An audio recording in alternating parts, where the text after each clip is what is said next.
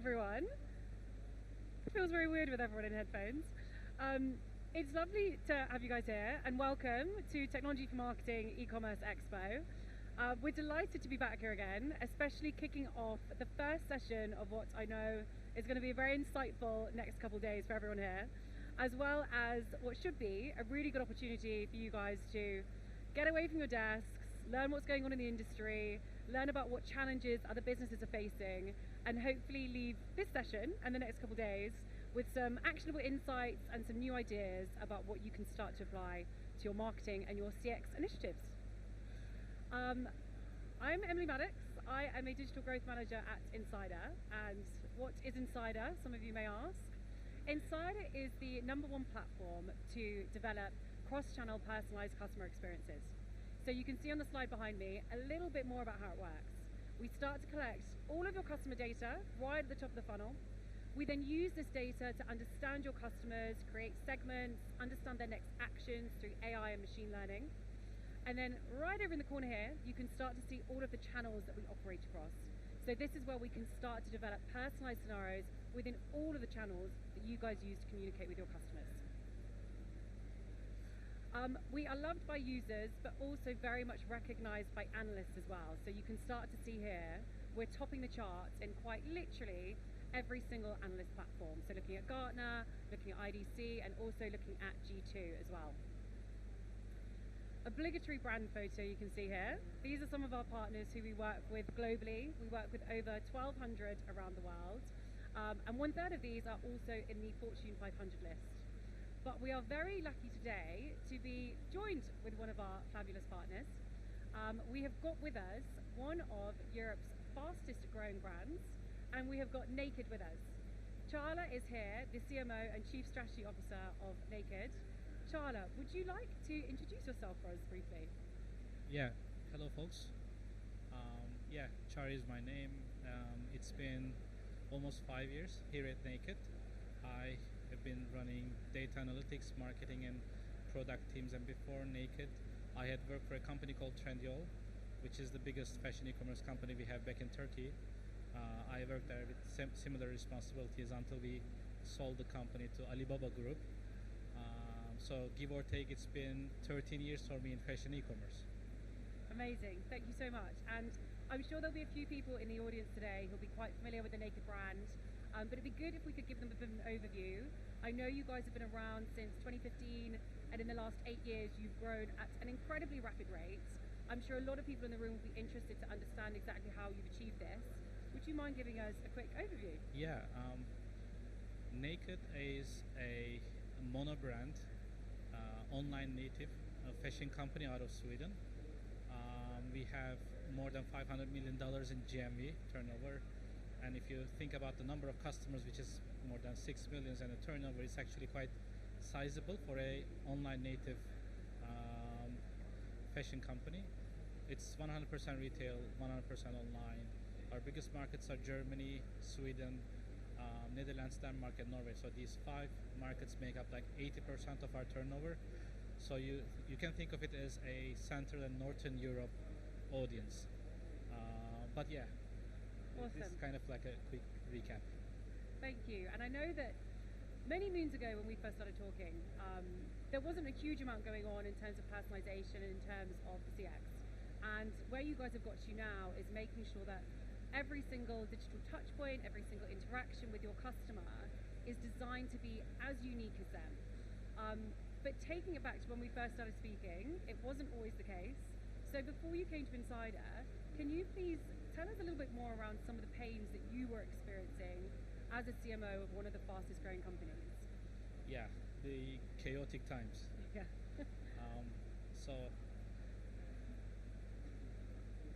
Naked is a high growth scale up company. So the 9 times out of 10 the problems that we faced was about capacity. If you think about the millions of emails that we sent in a day and the workload of our marketing people, so even back in those days it came down to efficiency for us. And if I should describe those days, my priority was to get our marketing people to work faster with their day-to-days and to remove their roadblocks and dependencies and inefficiencies and complexities, and the complexities would occur sometimes in the form of other teams with clashing responsibilities or a lot of tools in your tech stack. Um, Back in those days, if we should recap, there was a time that we realized we ended up with 5, 6 different single point solutions for different channels, and it's quite natural to end up at that way, especially in startups, because you realize you need something, you sign a third party, you need some other thing, and you sign another provider, and at the end, after 3 or 4 years, you end up with this chaotic situation where you sign 5, 6 different single point solutions for seemingly different tasks. But I mean, needless to say, it's not cost efficient, it's not business efficient either. At some point, to address this, we decided on consolidation, and I think that's the key word here. One obvious benefit was to get the cost reduction and the cost efficiency. I know for a lot of marketing people here, it's not the biggest nor the sexiest reason why you do this tool consolidation thing, but it's the reason I use with our CMO nonetheless, because it's quite real, it's quite easy to describe to internal approvers if you have them. So basically, reality was to you get similar services for a fraction of cost, because it's quite intuitive. Instead of 5, 6 account managers, 5, 6 contractual processes and SLAs, you get one, and you get to use the economies of scale as well. That's benefit number one, and that's a small part of the picture. And the second part, the business efficiency part, the real multiplier effect comes from the getting rid of the silos. So when you have 5, 6 different tools for 5, 6 different channels or for tasks, they don't talk to each other. They don't get integrated with each other, or to get them integrated requires a huge tech cost behind, and you don't get to leverage the customer behavior data you see in one of the channels to orchestrate the experience in other channels. So that was the real pain that we addressed. I mean, I expected a huge bonus of doing this consolidation thing, but it was actually beyond my expectations when we did that. It was a true multipliers effect from a business point of view, and I think we can deep dive into it. Yeah, absolutely. I think, as you can see from our journey together, it started way back when, in 2020, and since then we've come on a lot. We've got new channels, we've got new functionality in the mix. You guys also released a mobile app, which is tremendously exciting. But again, if we take it back to 3 years ago when we first got together, when you migrated to Insider, why was it that you chose Insider? And then also since then, what's been the impact of that? What's really changed for you guys? Yeah, why Insider? I mean, before that, I want to really make something. I need to acknowledge something. Changing the tech stack is actually a radical decision, right? And you kind of need to live with your decision in the coming years, so you need to really think it through. But on the other hand, it doesn't have to be that dramatic.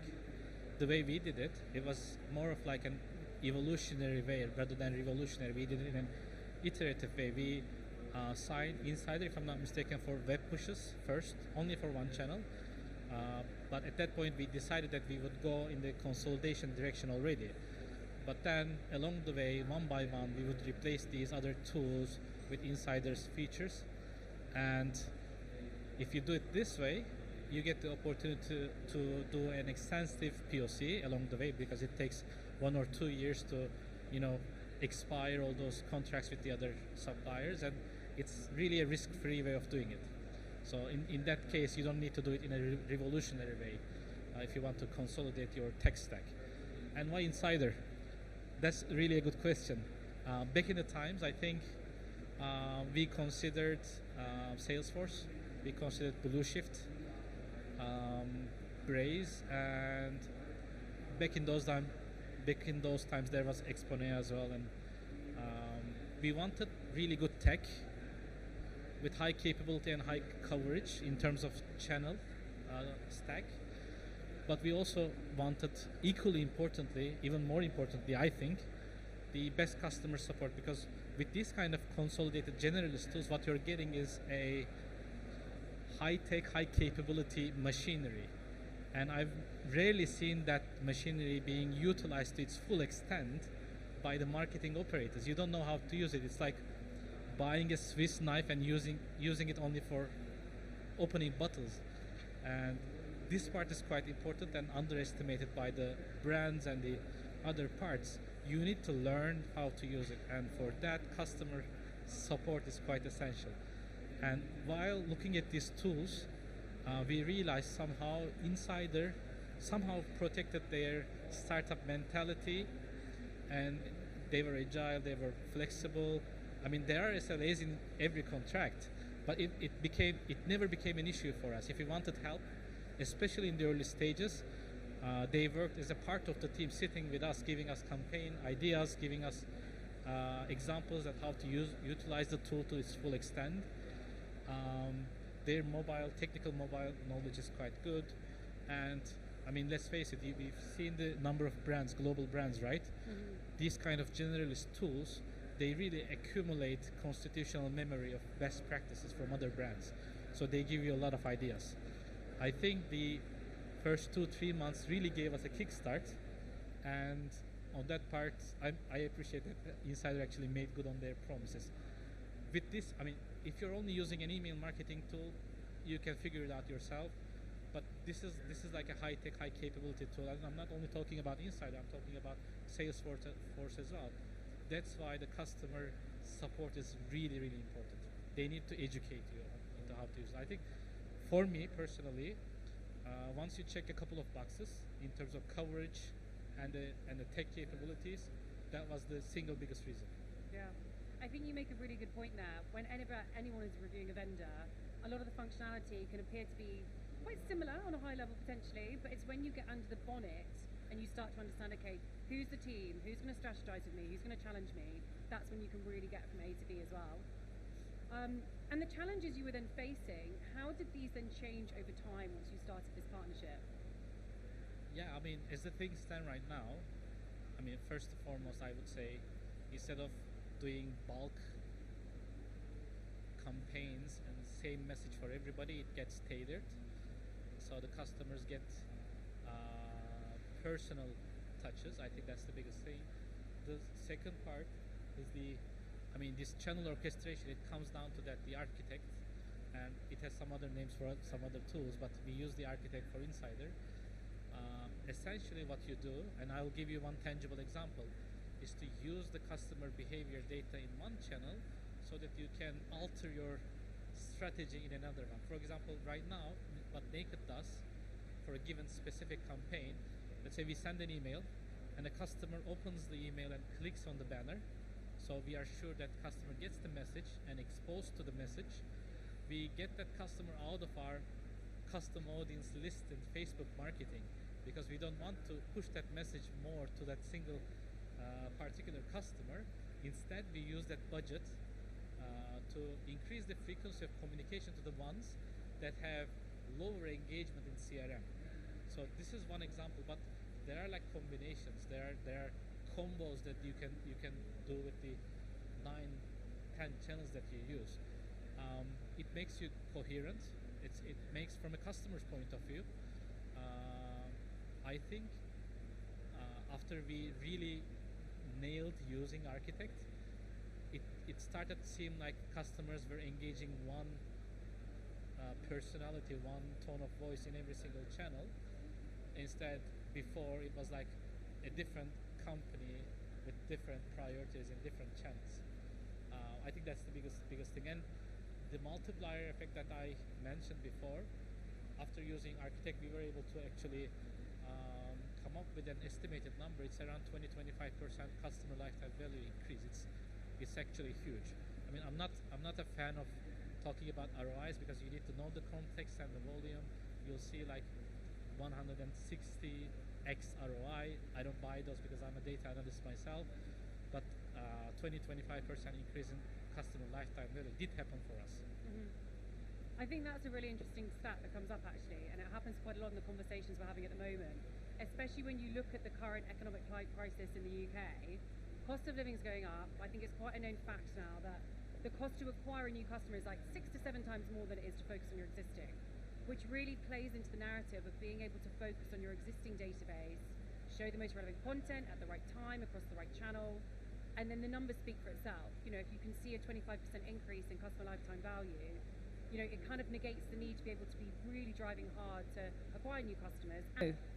My Brittany moment is no more. If we focus on customer lifetime value, as we mentioned, looking at the economic crisis in the UK, you can start to see the numbers really start to speak for itself, as proven by Naked as well. So, on to my next question for you, Charla. Are there any strategies or initiatives that you would recommend for any marketing or e-commerce folks in the room who are looking to achieve similar growth from their customer experience initiatives? Yeah, there are some tactical things that we started doing. First thing, after you decide to use a tool like Insider, a generalist tool where you can orchestrate the journey, that's the point that you need to sit down and look at the journey for the first time to full extent from start to end. That's what we did. We strategized it. We came up with priorities for different segments. I think that when you do the consolidation, this is the first step, that you need to sit down. Since now you have the capability of doing orchestration, you need to look at the customer journey, but it doesn't stop there. I think you also need to understand the customer behavior change, and the traditional way of doing this is to sit down every 6 months and rerun your RFM and try to see if something changed and readjust yourself. If you're using Architect, that basically does it for you, and if it's small and iterative step, it changes the frequency and the priority between the segments. That's the first thing. The second thing, I think it's about like rethinking, revamping your email and CRM strategy. And like I mentioned, we were doing like bulk emails, and after this, not only in email marketing but in push notifications and SMSs, we started using the segmentation capabilities of Insider. It's called dynamic segmentation, where basically segments dynamically change according to customers' engagement level. For example, if a customer is an engaged one, that customer gets more frequent touch points with a more personalized stance.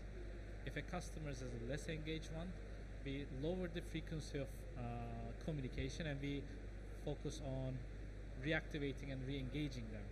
So it really has a point of view where it tries to get the most out of the channel while minimizing the unsubscribers along the way, not annoying people. And we do wish lists, and we were doing wish lists before, but right now the data is a lot more richer because we get to use the other channels' data. And apart from the traditional way of doing the wish list communication and the schema, which is quite common for fashion brands, we also get to leverage the wish list data and convey that data to our supply side, to our buyers, to affect their replenishment decisions, which is actually was an unseen bonus for us, because we look at stuff from a customer and the UX and UI point of view always, but we are a retail company, and as a retail company you need to leverage customer side, demand side data more in your retail machinery. I think the wish list made that impact for us, and we practically use it more for our holiday season and Black Week, and it made a difference there as well. I mean, there are like 10 different stuff that we try it out, but I think these are the ones that are standing out. Yeah, I really like your point around dynamic segmentation. Something that comes up a lot across our partners, and there's a huge interest in it at the moment, is all around predictive AI, machine learning. And I think probably ChatGPT has really started to fast forward everyone's interest in understanding, okay, what does this mean for customers? What are the opportunities that we can have in a business sense? And something that our partners are seeing a lot of success over is being able to understand quite early on who is very discount prone, who's got a strong discount affinity. And you can see from this example here, we've got someone who's got a high loyalty status. Actually, they don't have a strong discount affinity. So in that case, we can start to protect our profit margins. And instead of just batch and blasting 25% off, this is when we can start to highlight, for example, you've got free next day delivery because you're our VIP customer, versus someone like Alice over here, who's got a super strong discount affinity. They're not going to be shopping with you very frequently. So identify this as early as possible in the user journey, so we know they're going to be far more likely to convert quicker if we can then start to send out these tailored promotions as well. I mean, this is quite important. When you make a campaign, there's always this math that you want to figure out how much incremental volume you're getting out of it and how much discount you're giving away for free. And that's always the math. And that is actually, I mean, I don't want to get too theoretical, but it's actually the marketing problem as well.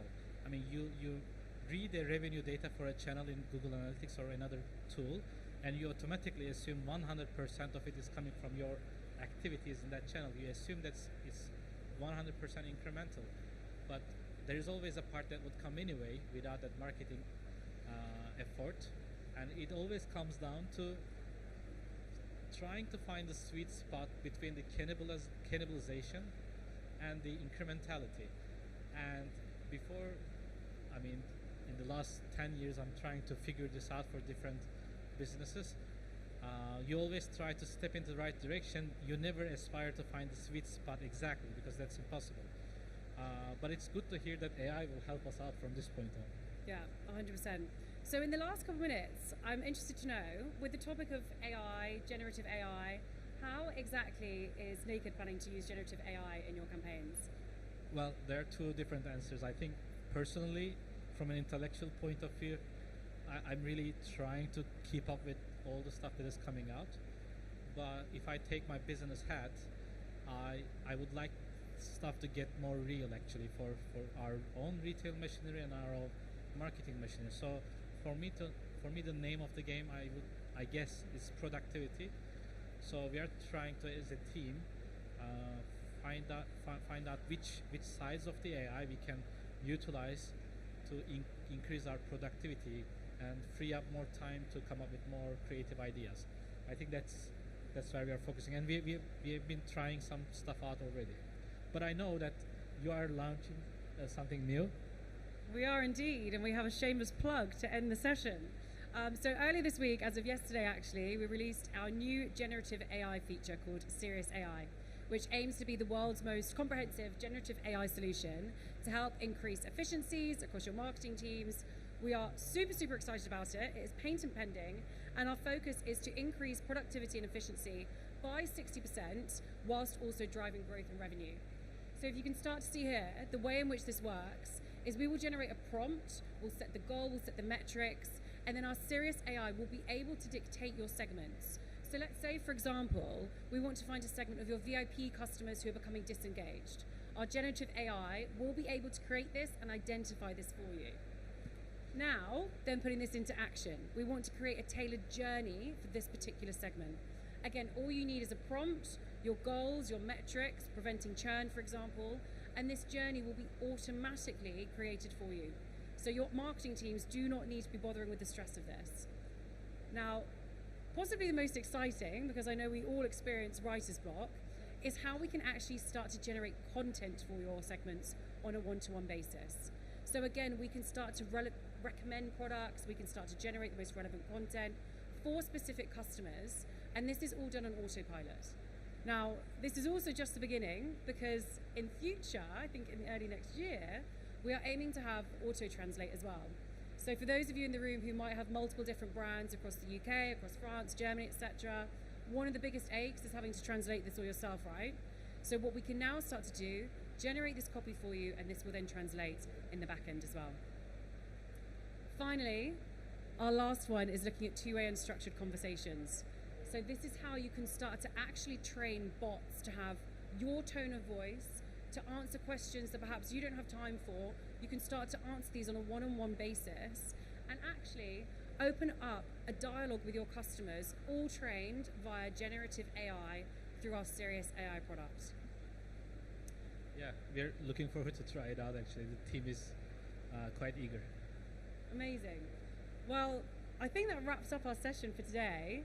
If you have any questions, our stand is just there, Insider. Charla will be with us for the next few hours as well, so if you want to have some very candid conversations with him, then please do come over, get under the bonnet, see what our platform's like. We've also got a happy hour at 3 o'clock where you can recharge yourselves, recharge your phones. So we look forward to seeing you there. Thank you, folks.